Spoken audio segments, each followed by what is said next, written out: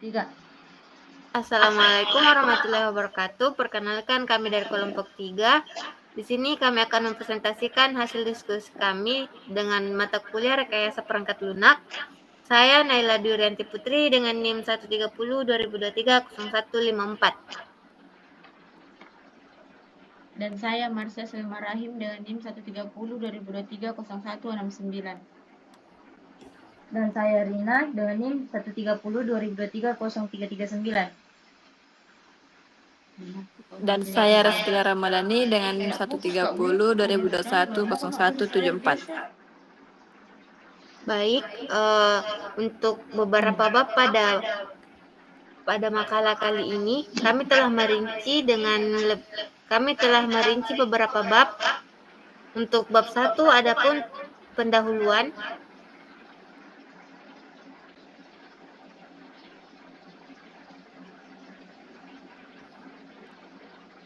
Pada bab 1 yaitu pendahuluan.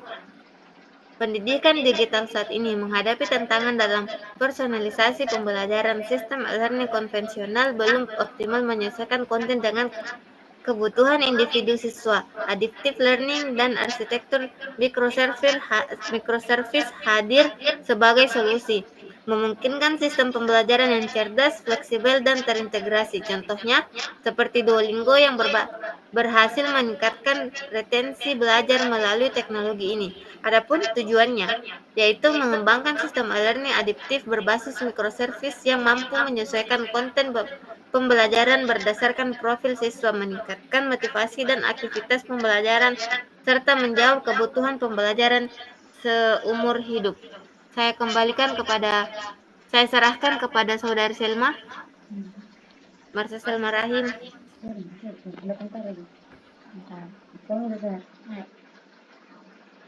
Adapun bab 2 yaitu landasan teori.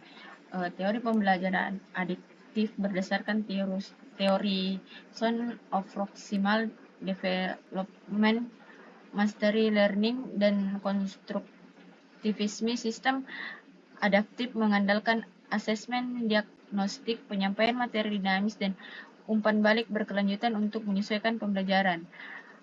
Machine learning dalam pendidikan. Teknologi ini digunakan untuk memprediksi performa siswa, mengelompokkan siswa, dan merekomendasikan materi. Algoritma seperti decision tree dan random forest dan reinforcement learning memungkinkan sistem belajar dari data interaksi siswa. Personalized learning system fokus pada alur belajar adaptif, konten yang disesuaikan, dan kecepatan belajar mandiri. Sistem ini mengakomodasi gaya belajar berbeda dan telah berhasil diterapkan di platform seperti Khan Academic dan Duolingo.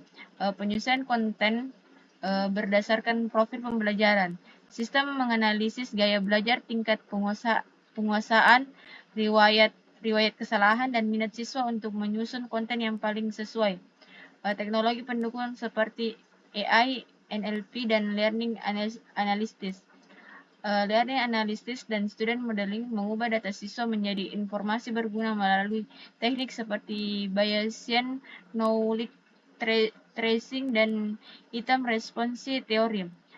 Student Modeling membentuk profil digital siswa untuk mendukung pembelajaran adaptif dan personalisasi.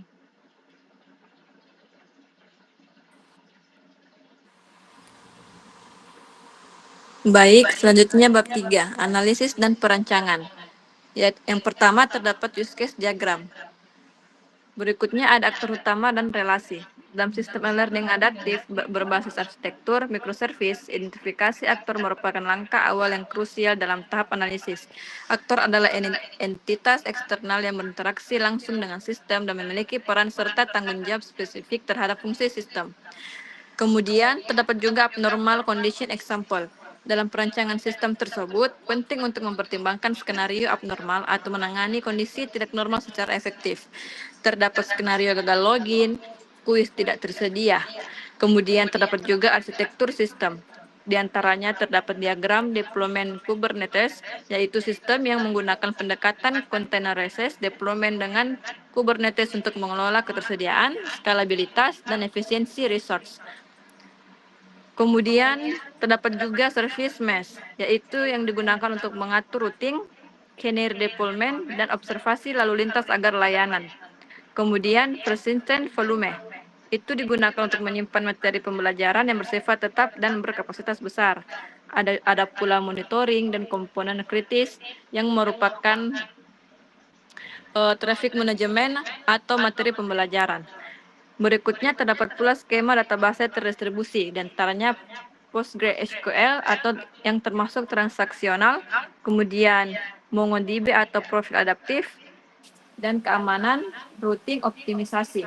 Yang terakhir itu API Gateway Design, yang terdiri atas configuration, arsitektur, kemudian desain UI atau UX, yang dalamnya ada wireframe, kemudian contoh halaman utama seperti dashboard siswa, editor konten pengajar. Mobile, face desktop itu merupakan breakpoint atau 3 layout variants. Dan terdapat pula navigation-nya yaitu bottom bar atau mobile versus sidebar atau desktop. Kemudian analisis kebutuhan fungsional dan non-fungsional, itu terdiri manajemen pengguna, autentikasi dan autentikasi, sistem pembelajaran adaptif, manajemen materi pembelajaran, evaluasi dan umpan balik, serta pelaporan dan visualisasi progres.